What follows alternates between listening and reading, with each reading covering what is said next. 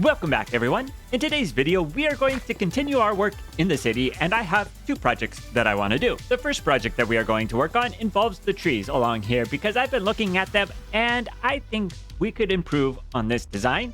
Plus, we are going to need to add in a bunch of trees over here, as well as further down the road. We are going to be building a lot of trees today. The second project that we are going to work on involves this area along here, because as you can see, this terrain is a little incomplete, and I have some ideas that'll be pretty fun to work on. But let's get started with the trees. And for the trees that we are going to be building, we are going to need to gather up a few leaves first. And by a few, I mean we are going to need to collect up a little over 100 stacks worth of leaves. But before we go off and collect up all of those leaves, let's check and see what we have in our storage already. The primary leaf block that we are going to use will be the spruce leaves, and over here we have almost 20 stacks. So that's a good start. The second type of leaf block that we need are birch leaves, and we have over 20 stacks, which is almost as much as we're going to need, so we only have to collect up a few of those. Looks like we might need to collect less than 100 leaf blocks. So let's grab some bone blocks for bone meal and head off to our tree growing area so that we can start collecting these leaves.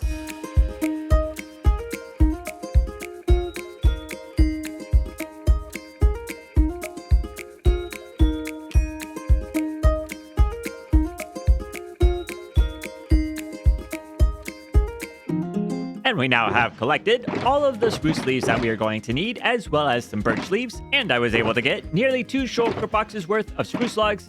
So that is going to be good because we were running low. Now it's time to head back and build some trees. The first thing that we are going to need to do is take down the trees that are already here. And now that the old trees are taken down, it's time to start building the new trees. For the trees that we are going to be building, the reason why I was focused on the birch leaves and the spruce leaves is because if we come over here, you can see that there is a savanna biome that runs right through this area. And if we place the spruce leaves and the birch leaves in the savanna biome, they aren't the yellowish orangish color that the other leaves like oak leaves have. Which means when we build the trees, there's not going to be a change in color between the ones that are in the savanna biome and the ones that are not. So let's start building these trees.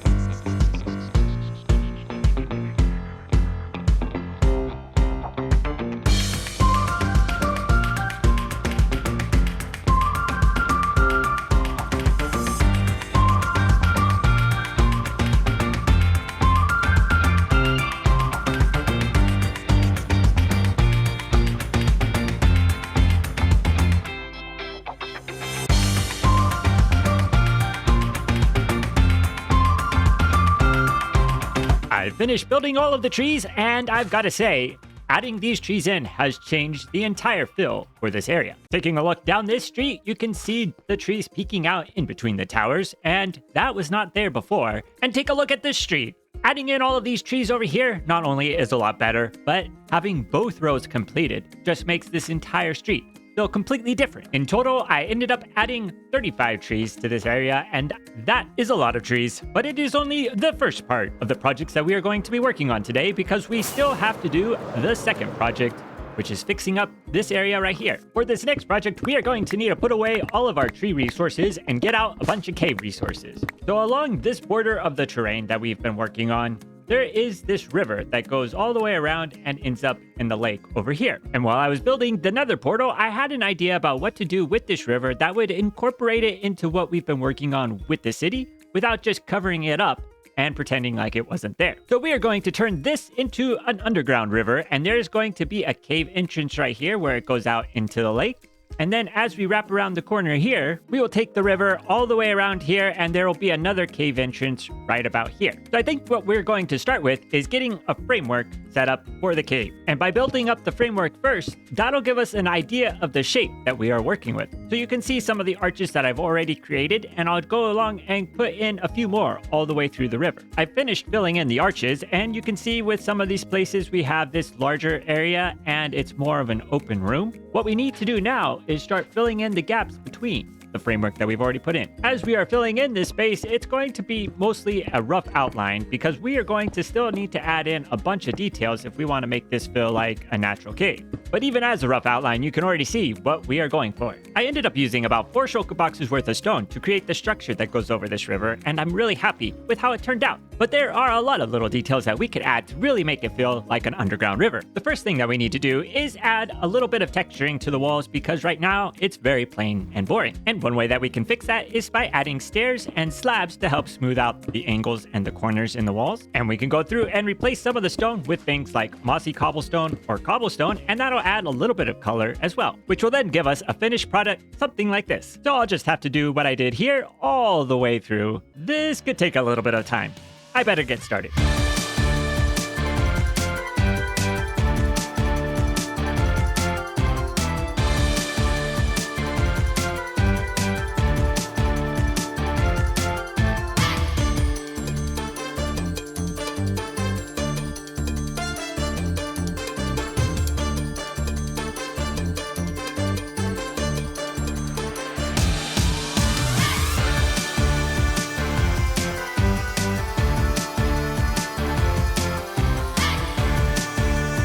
And take a long time, it did, because going in and adding in a bunch of stairs and slabs can't be done very quickly. But I'm very happy with how it turned out, and we are now ready to start adding in some more details. The first detail that we are going to add in is some natural looking lighting sources. So I've gone through and collected up a bunch of glowberries, some sea pickles, and some glow lichen, and we are going to use that to light it up instead of using the torches that I have here right now. So I think for the glowberries, where I want to put these is in the corner, and as these grow, then the berries will come and they'll be able to add some light to this corner of the cave. We will also use the glow lichen to add a little bit of some moody lighting in the darker areas. And of course, we'll use the sea pickles underwater to add some light here as well.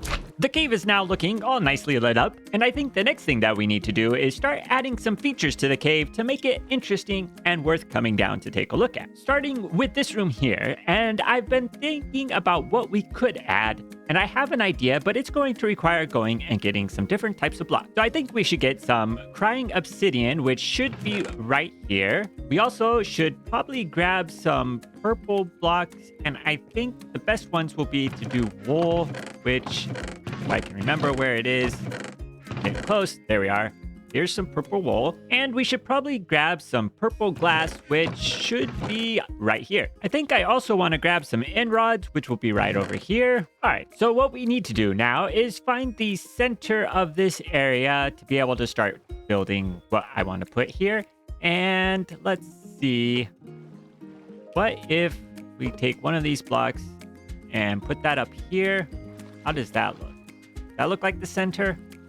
I might need to move it over a little bit. From this center block, we are going to take a bunch of the purple wool and go all the way down. And then we're going to place some end rods on the sides of the purple wool. Wait, can you not put them in water? All right, we're going to need to change things up a little bit. Let's build up some of the other parts of it, and then we can drain out the water, and that way we can place the end rods all the way down to the bottom. So using the crying obsidian, we are going to come up in a pillar like this, all the way up to the top.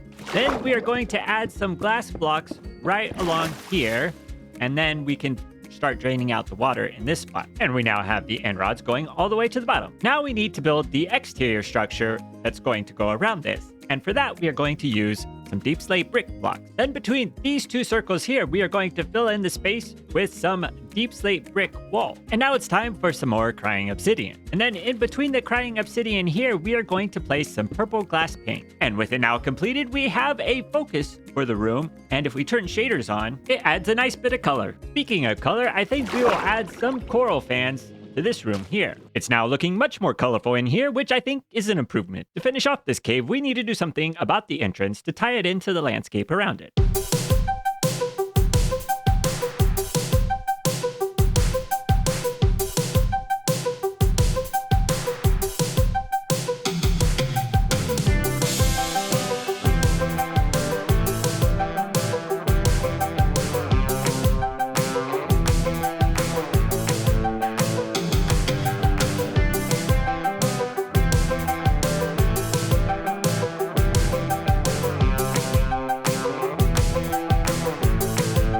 This is what I've come up with, and while there are some things that I really like about it, like the arch and the bars in the middle, I don't think that the stone bricks work very well in this area. But I do think that the new tough blocks that are going to be coming up in the update, which is just around the corner, will look really good here. And so I think we are going to wait until that update comes out and then revisit this to make a much better build. And after I finished putting together the entrance to the cave, I went ahead and filled in all of the grass to cover up where that cave is at. So now we have a bunch of space that we can use to put more builds in for the city. I think that's where we are going to leave it for today. If you enjoyed today's video, please leave a like.